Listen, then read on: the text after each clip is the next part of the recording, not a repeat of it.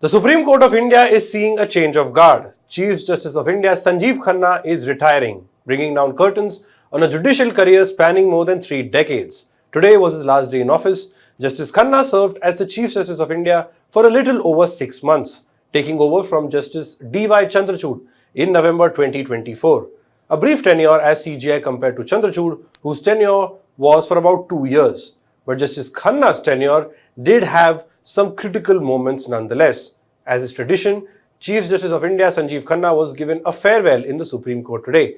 He was part of a ceremonial bench. Top advocates congratulated him on a successful career and wished him all the best.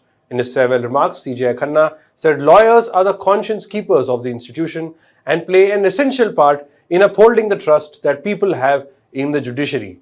He said, the public trust that the judiciary has cannot be commanded and has to be earned. Judiciary is a common term that represents the bench and the bar.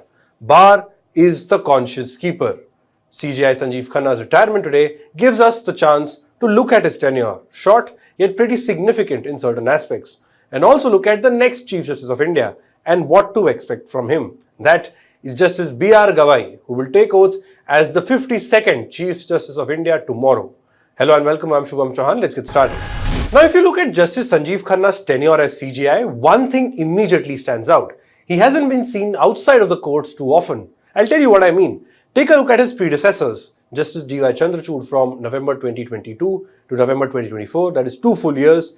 Justice U.U. Lalit from August to November 2022 and Justice N.V. Ramanna from April 2021 to August 2022. All 3 of them were seen at events like legal seminars, events, making speeches, media interactions, etc. And they were seen making a lot of comments outside of the courts as well.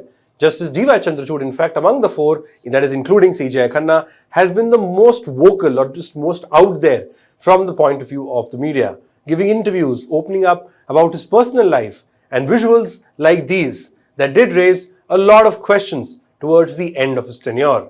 CJI Sanjiv Khanna has been an exemption in that case. In fact, Murali Krishnan of Bar and Bench also makes the same point. Krishnan says there was a general focus by the Supreme Court on PR building exercises. The reason he points out was because the court's reputation at the time was under scrutiny. This was after allegations of corruption and even sexual harassment, and that the latter charge involved Chief Justice of India, former CJI Ranjan Gogoi. Krishnan says that while out of court, CJIs were seen making news, little changed inside courts as important cases continued to pile up. But Justice Khanna was the opposite. He didn't frequent headlines for his out-of-court appearances or comments, but at the same time, he was in total control within the courts. In his last 5 years as Supreme Court judge, Justice Khanna showed what he stood for: judicial transparency and upholding the principle of secularism. Let's look at the first point. In 2019, Justice Khanna, when he was judge at the Supreme Court, was part of a constitution bench, including then CJI Ranjan Gogoi, N.V. Ramanna, D.Y. Chandrachud, and Deepak Gupta. This bench ruled that the office of the Chief Justice of India is public authority and that it will come under the right to information henceforth. It said that the Supreme Court is a public authority, this bench that is. They said that the Supreme Court is a public authority and the office of the CJI is part and parcel of the institution. And hence, if the Supreme Court is a public authority, so is the office of the CJI. Justice Khanna had authored that judgment. He had shared his judgment with Chief Justice Gogoi and Justice Deepak Gupta. Justice Khanna observed that transparency and accountability should go hand in hand, and that increased transparency under RTI was no threat whatsoever to judicial independence. Now, if you look at his term as CJI, the big decision was on the 1st of April 2025. A meeting of all judges of the Supreme Court was convened and they unanimously decided that all judges would publicly disclose their assets. Earlier, it was optional, but CJI Khanna ensured this became mandatory. Information like which judge owns how much wealth, property, or how much tax he or she pays, all of that has to be disclosed now. On last count, 21 out of 33 Supreme Court judges have disclosed their assets. This move was aimed at providing the public full access and information about our judges. Earlier this week, the court also released documents detailing the collegium's procedure for recommending the appointment of Supreme Court and High Court judges. In fact, going a step forward, a tabular list of names of every judge proposed by under CJI Chandrachud and CJI Khanna's Collegium for High Court elevation was also made public. This was during the tenure of the outgoing Chief Justice. Now on to the next point, that is secularism. The biggest highlight of Justice Sanjiv Khanna's tenure was how he handled the Places of Worship Act. The Act of 1991 stops a lawsuit from being filed to reclaim a place of worship or change its character.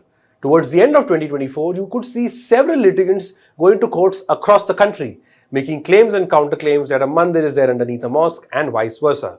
This basically reignited another Ram Mandir Babri Masjid-like dispute once again.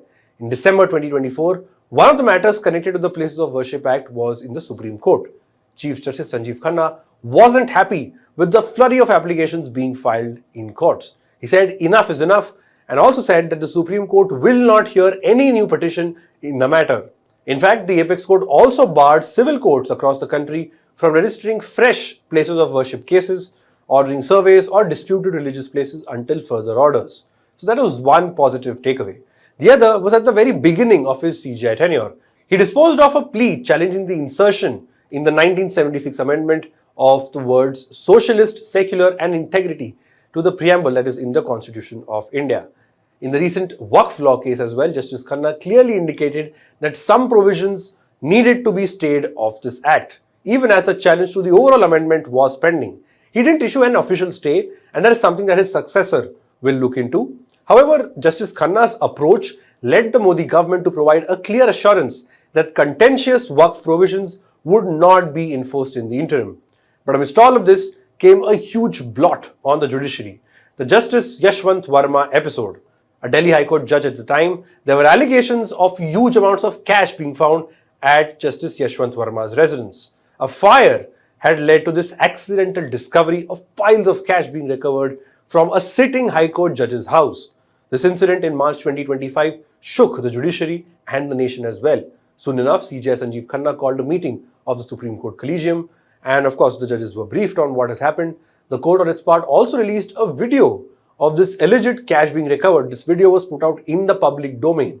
Since then, Justice Verma, who continues to reject all allegations, has been transferred to the Allahabad High Court. An in-house procedure has been completed as well, and reports currently suggest that there are some grave charges against Justice Yashwant Verma that are believed to have been proven. Some reports say Justice Verma remains defiant and he has refused to resign. CJI Sanjiv Khanna has forwarded the in-house committee findings to the President of India, who has the option of initiating impeachment proceedings against Justice Yashwant Verma. When Chief Justice Khanna was asked about this today, here's what bar and bench quoted him saying: "Judicial thinking has to be decisive and adjudicatory. We see plus and minus and decide the issue then rationally. When we do that, we take decisions. Then the future tells you whether what you did was correct or not." And that is an important case. The Yashwant Verma case is something that we will be tracking in the days to come. But let's come to the other immediate future aspect of the Apex Court for now. The 52nd Chief Justice of India, that is Justice Bhushan Ram Krishna Gavai. He's only the second Dalit to become the Chief Justice of India. The first was former CJI KG Balakrishnan, who served as the Chief Justice for 3 years starting 2007. Now, Justice B.R. Gavai comes from a simple background in Maharashtra's Amravati. His mother was a school teacher and father was a noted politician who also went on to become the governor of multiple states. Like his father, Justice B.R. Gavai too strongly believes in the principles of Bhimrao Ambedkar. Justice Gavai has been part of several key judgments in the Supreme Court, including demonetization, electoral bonds, Article 370, just to name a few. In fact, in a case of bulldozer justice in 2024, Justice Gavai ruled that the home of an accused cannot be demolished by the state without due legal process. Now, this is a phenomenon that we see a lot recently in states like Uttar Pradesh and Madhya Pradesh.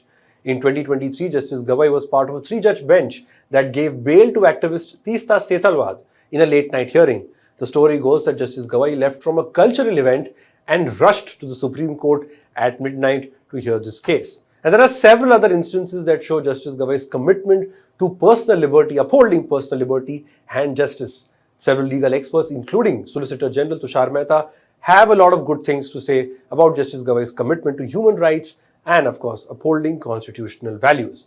And here's hoping that the court, which is already under scrutiny on multiple fronts under B.R. Gavai, Justice B.R. Gavai's short tenure of 6 months, does live up to all expectations. More importantly, be the guardian of the Constitution and not bow down to any sort of pressure whatsoever.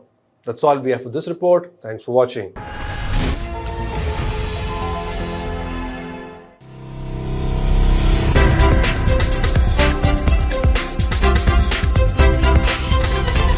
Khanna.